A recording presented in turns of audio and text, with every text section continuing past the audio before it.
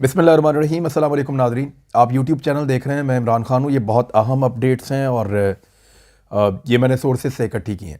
एक तो छोटी खबर है लेकिन बड़ा रोला पड़ने वाला है पाकिस्तान में, क्योंकि कई दिनों से मुख्तलिफ चैनल खबरें चला रहे थे कि शहबाज गिल भाग गया पाकिस्तान से, शहबाज गिल भाग गया। तो अल्टीमेटली वो पाकिस्तान से फ़रार हो गया और आज सुबह की फ़्लाइट थी और उस फ़्लाइट से शहबाज गिल अमेरिका रवाना हो गए। और अब इमरान खान साहब के साथ जो ड्यूटी थी उनकी, वो चंद दिन तक वो नहीं कर पाएंगे। लोगों को इससे पहले कि इस खबर में ये बताया जाए कि शहबाज गिल फ़रार, वापस नहीं आएगा, लूट मार करके अमेरिका निकल गया, मैं उसका रिटर्न टिकट आपको दिखाना चाहता हूँ। नवाज शरीफ जब पाकिस्तान से बाहर गए थे तो उनका रिटर्न टिकट नहीं था। वो कतर के जहाज़ पे बैठकर, नॉर्मल जहाज़ पे, एयर एम्बुलेंस भी नहीं थी, नॉर्मल जहाज़ पर बैठ के और चले गए थे बरतानिया। कोई वापसी का टिकट नहीं था। शरीफ ख़ानदान के जितने लोग गए थे उन्होंने किसी ने भी वापसी का टिकट नहीं लिया था। शहबाज गिल का ये वापसी का टिकट मैं आपको दिखा रहा हूँ, इससे पहले कि रोला पड़े पूरे पाकिस्तान में। इसको आप देख लें कि ये वापसी का टिकट है। 4 और 5 तारीख तक, यानी वो ईद मनाने के लिए अपनी को फैमिली मेम्बर्स को मिलने के लिए वो जा रहा है और 4 तारीख को वहाँ से अमेरिका से गालिबन रवाना होगा, शिकागो से इस्तंबुल पहुँचेगा, इस्तंबुल से फिर वो पाकिस्तान आ जाएगा। तो ये वापस आएगा शहबाज गिल, इसका ये रिटर्न टिकट है और ये सबूत के तौर पे मुझे उसने जाने से पहले भेजा था। ये मैंने आपको दिखा दिया है, इसको देख के आपको आइडिया हो जाएगा। बाकी जो भी प्रोपेगेंडा करना चाहते हैं वो अपना करते रहे। खबर भी मैंने दे दी और बता भी दिया। साकिब निसार साहब ने इमरान खान साहब से मुलाकात की है। ये साबिक चीफ जस्टिस ऑफ पाकिस्तान है और इमरान खान साबिक वज़ीर आज़म पाकिस्तान है। इस मुलाकात को लेकर बहुत सारे लोग प्रोपेगेंडा कर रहे हैं, उस प्रोपेगेंडा में असली खबर कहीं गुम गई है। साकिब निसार बहुत अहम शख्सियात का पैगाम लेकर इमरान खान साहब के पास पहुंचे थे। जो सोर्सेज से मैं आपको इंफॉर्मेशन दे रहा हूं वो ये है कि साकिब निसार साहब बहुत अहम शख्सियात का पैगाम लेकर इमरान खान साहब के पास पहुंचे थे और इमरान खान साहब ने ना सिर्फ उन शख्सियात के हवाले से जो था मामला वो बताया, बल्कि इमरान खान साहब ने साकिब निसार साहब को ये भी बताया कि अदलिया में उनके साथ जो ज़्यादती हुई है, जिस तरह आधी रात को अदालतें खोली गईं, जो तर्ज अमल उनके साथ रखा गया, जिस किस्म का रिलीफ शरीफ ख़ानदान को दिया गया और जैसे पाकिस्तान तहरीक इंसाफ को दीवार के साथ लगाया गया, ये चीज़ें भी डिस्कस हुई हैं वहाँ पे। तो एक डिटेल मुलाकात थी। पैगाम साकिब निसार साहब ने पहुँचा दिया है, क्योंकि साकिब निसार साहब की दोस्ती कई और जगहों पर भी है। इनकी दोस्ती वहाँ पर भी है जहाँ पर आजकल PDM की जमातें या जो हुकूमत है उनकी बड़ी पिंगें चढ़ी हुई हैं।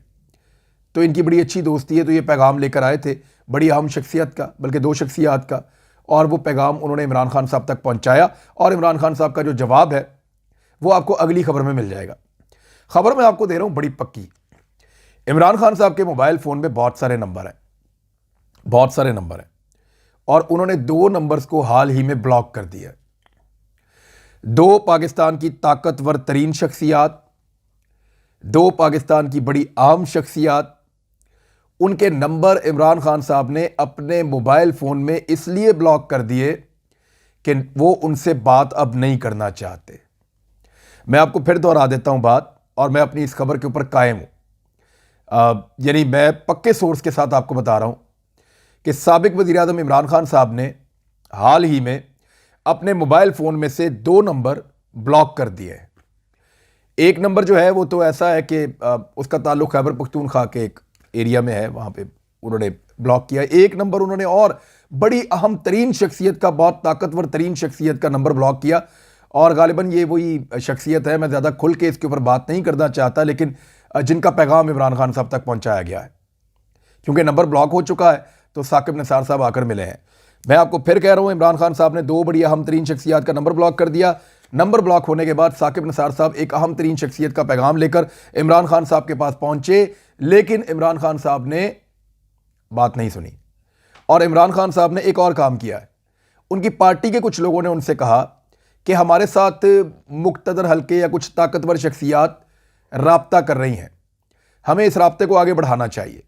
और ये 1 नहीं, 2 नहीं, ये 3-4 लोगों ने बताया, और मुख्तलिफ औकात में बताया पिछले तकरीबन 4-5 दिन के अंदर अंदर, कि जी हमसे लगातार राब्ता किया जा रहा है। लाहौर वाले जलसे के बाद से, और कराची वाले जलसे के बाद भी इवन राब्ता हुआ था, लेकिन लाहौर वाले जलसे के बाद ज़्यादा राब्ता किया जा रहा है क्या आप हमें अलाउ करते हैं कि हम जाएं और जाके बातचीत शुरू करें जो अहम शख्सियात, ताकतवर शख्सियात हमसे रब्ता कर रही हैं?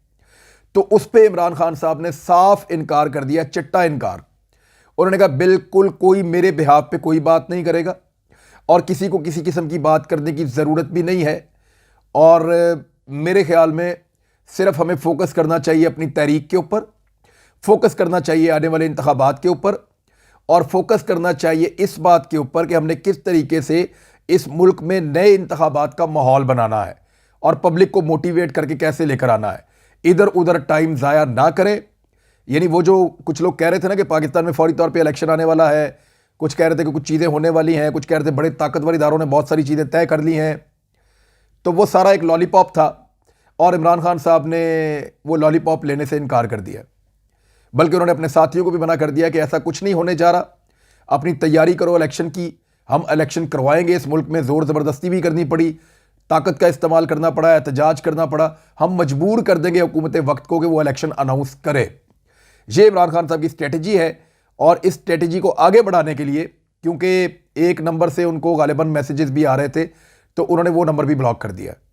तो इस तरह दो बड़े अहम तरीन नंबर इमरान खान साहब ने ब्लॉक किए।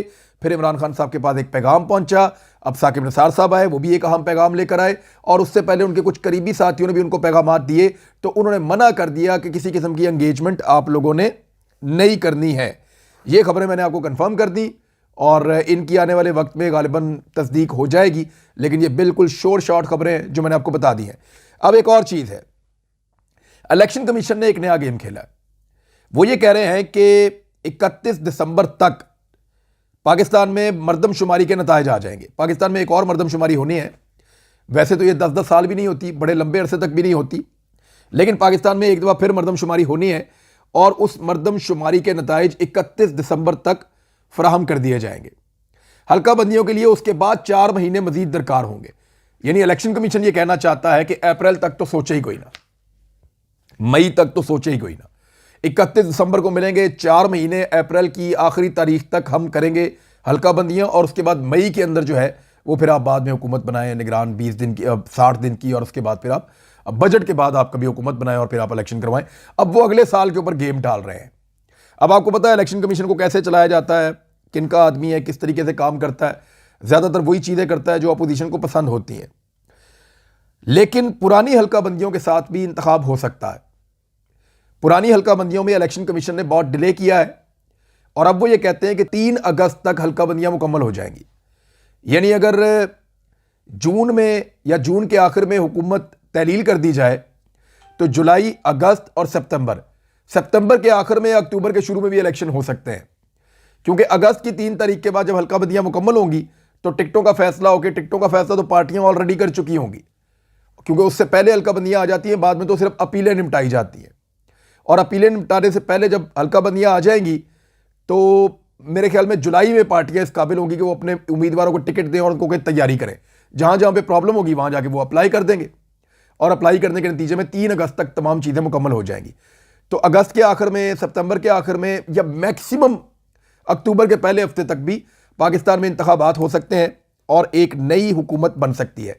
आर्मी चीफ की तैनाती को लेकर PMLN जो है वो बहुत ज़्यादा प्रोपेगेंडा कर रही है और इस मामले को बहुत ज़्यादा उछाल रही है, बहुत ज़्यादा उठा रही है। मिसाल के तौर पे मरियम नवाज साहिबा ने इसके ऊपर स्टेटमेंट दिया और जो उनका स्टेटमेंट है वो ये कहती हैं कि इमरान खान साहब अहम तरीन तैनातियों को उसके अंदर मुदाखलत करना चाहते हैं। ये मरियम नवाज का कहना है कि आइंदा तकर्रियों में मुदाखलत करना चाहते हैं इमरान खान, कि साबिक वज़ीर आज़म इमरान खान इसलिए जल्दी इलेक्शन करना चाहते हैं ताकि वो आइंदा तकर्रियों में मुदाखलत कर सकें। देखें, इसका मतलब है तो उन्होंने हार मान ली कि जल्दी इलेक्शन अगर करवाए तो इमरान खान जीत जाएगा और आइंदा तकर्रियां वो करेगा, इसीलिए हम नहीं चाहते कि इलेक्शन करवाएं और ये तकर्रियां हम करें। अब इसके ऊपर स्टेटमेंट जो है वो ख्वाजा आसिफ साहब का भी आ गया है, जो वज़ीर दिफा है, कि वज़ीर आज़म का हक है और वो वक्त आने के ऊपर इसके ऊपर फैसला करेंगे और ये अहम तरीन तकर्री करेंगे। इमरान खान तकर्रियों में मुदाखलत करना चाहते हैं, ये मरियम नवाज कह रही हैं। ख्वाजा आसिफ भी ऐसी बात कर रहे हैं कि अगली तकर्रियों का फैसला मेरिट पर होगा, ना कि इमरान खान की गुंडागर्दी पे। ये मरियम नवाज ने कहा है। मरियम नवाज ने कुछ और भी कहा, वो मैं आप तक पहुंचाता हूं, लेकिन ख्वाजा आसिफ कह रहे हैं जब वक्त आएगा वज़ीर आज़म मेरिट के मुताबिक आर्मी चीफ की तैनाती करेंगे। अब शहबाज शरीफ साहब ये ख्वाब देख रहे हैं यानी एक ऐसा आदमी जिसके ऊपर बहुत दबाव है, यानी बड़े आराम से इसको कहा जा सकता है कि मियाँ साहब वज़ीर आज़म है, अभी अदालत आपको गिरफ्तार कर लेगी और आपका केस बड़ा कमज़ोर है, 1 मिनट में आप गिरफ्तार हो जाएंगे, आप इससे जो मर्जी काम करवा लें, यानी इससे अमेरिका जो मर्जी करवा ले, बैरूनी ताकत जो मर्जी करवा ले, जो कोई भी पाकिस्तान के अंदर चीज़ों को कंट्रोल कर सकता है वो जो मर्जी करवा ले, जिसको मर्जी तैनाती करवा ले। तो मेरिट का तो ख्याल वो आदमी रखेगा जो नीट एंड क्लीन होगा, वो आदमी रखेगा जो क्लियर होगा, जिसके ऊपर दबाव नहीं डाला जा सकता होगा। अब शहबाज शरीफ साहब तो नीट एंड क्लीन भी नहीं है, क्लियर भी नहीं है, और उनके ऊपर केसेस भी हैं और उनके ऊपर दबाव भी डाला जा सकता है। तो ये ख्वाजा आसिफ ने भी स्टेटमेंट दिया, मरियम नवाज ने भी दिया। मरियम नवाज ने भारत एक जलसा किया, आजकल प्लाटों में जलसा कर रही है PMLN। एक प्लॉट में जलसा उन्होंने किया एक दिन पहले, और उस प्लॉट के अंदर 2 कनाल की जगह पे उन्होंने, वो कहते हैं जी लाखों लोग उन्होंने इकट्ठे कर दिए, हालांकि वो चंद 100 लोग होते हैं। अब चंद 100 लोगों को आप एक कमरे में बंद कर देंगे या 2 कनाल के एक प्लॉट में बंद कर देंगे तो वो तो ऐसे ही लगेगा जैसे एक बहुत बड़ा हुजूम है, रश पड़ जाएगा वहाँ पे। तो उसको ऊंचे कैमरे करके लाइटें वाइटें जला के तो वो शो करते हैं जैसे बहुत सारे लोग हैं। अब ये जो जलसा किया इन्होंने एक प्लॉट के अंदर, मरियम नवाज ने पहले अनाउंस किया था कि मैं जलसा करने जा रही हूँ NA 135 और NA 136 में, ये लाहौर में है। और बाद में एक तस्वीर जारी की गई थी, ये तस्वीर आप देख लें, इसमें कुर्सियाँ लगी हुई हैं। ये एक प्लॉट है छोटा सा, और इसके चारों तरफ जो है वो, इसकी जो है वो बंद है चारों तरफ से, और इसका एक रास्ता है। वहाँ पे जो कुर्सियाँ लगाई गई हैं, इन कुर्सियों को मैंने अपनी टीम से कहा, मैंने कहा जरा गिन के बताओ कितनी है, तो उन्होंने कहा 1000 से कम है, 800-900 के बीच में कोई कुर्सियाँ हैं ये। अब इन कुर्सियों के ऊपर 800-900 बंदा ही बैठ सकता है, या अगर आप बंदे खड़े कर दें तो थोड़े 100-200 बंदा और आ जाएगा।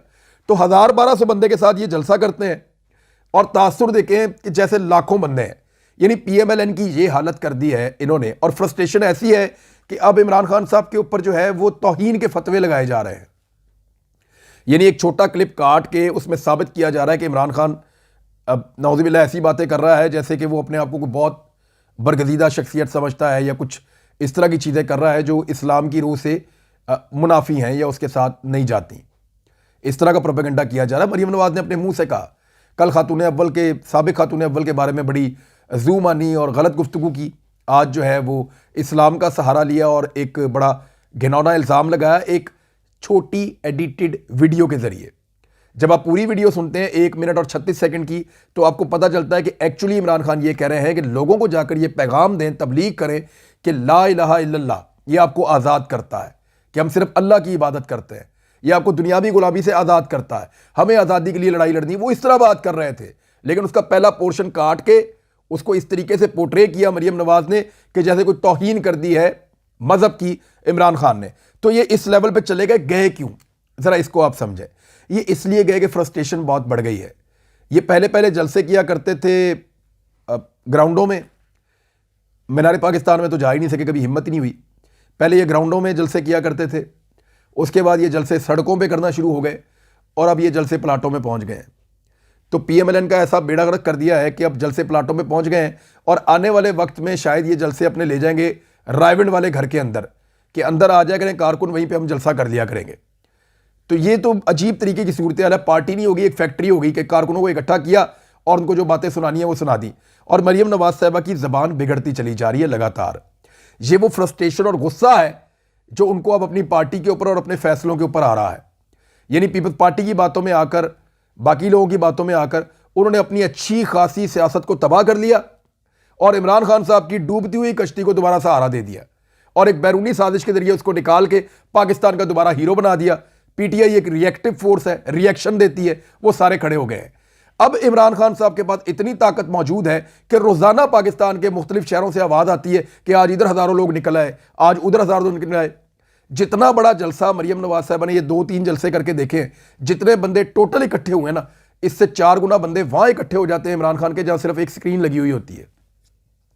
इमरान खान मौजूद ही नहीं होते। वो जलसा कर रहे हैं कराची में, तो लाहौर में, स्वाबी में, इस्लामाबाद में, मरी में, पिंडी में, मर्दान में, मालाकंड में, पेशावर में, इन शहरों में, साहिवाल में, कसूर में, इन शहरों में ज्यादा बंदे इकट्ठे हो जाते हैं मरियम नवाज के जलसों से। यानी इमरान खान मौजूद नहीं होते, फिर भी उनके जलसों में लोगों की तादाद ज्यादा होती है, और PMLN में उनकी क़यादत की मौजूदगी के बावजूद भी मुझे बड़े जलसे नजर नहीं आ रहे। चंद 100 लोगों का जलसा होता है, ज़्यादा से ज़्यादा 1000, 1500, 1200, इस तरह के जलसों से तो फिर इलेक्शन नहीं जीते जाते। वो उनको नज़र आ रहा है, इसलिए वो इलेक्शन से भाग रहे हैं। एक और चीज़ आप ये देखें, ये तस्वीर है बिलावल भुट्टो जरदारी की हलफ लेते हुए। इस पर सिर्फ मैं इतना कहना चाहूँगा और याद रखिएगा आप लोग सब, ये तस्वीर बिलावल भुट्टो जरदारी का पीछा करेगी और पाकिस्तान पीपल्स पार्टी का पीछा करेगी। PMLN और पीपल्स पार्टी ने बहुत सारी ऐसी तस्वीर और नारे लगा दिए हैं जो आइंदा 10 साल के इंतखाबात के अंदर इन दोनों जमातों का पीछा करेंगे। जबकि एतजाज़ अहसन साहब ने एक बड़ा तारीखी स्टेटमेंट दिया और उसके ऊपर उन पर बहुत तनकीद भी हो रही है। उन्होंने कहा कि मुदाखलत हुई है तो इसका मतलब है साजिश पहले तैयार हो गई थी। ये पीपल्स पार्टी में है एतजाज़ अहसन, और वो ये कह रहे हैं कि अगर मुदाखलत हुई है तो इसका मतलब है कि साजिश पहले तैयार हो गई थी। और एक आखिरी चीज़ है कि IMF का प्लान जो है वो इम्प्लीमेंट होने वाला है और उसके इम्प्लीमेंट होने के बाद महंगाई का एक तूफ़ान आ रहा है और वो इमरान खान साहब के आने वाले एहतजाज को मज़ीद ताकत देगा। अब तक के लिए इतना ही। अपना ख्याल रखिएगा, अपने इस चैनल का भी। अल्लाह हाफ़िज़।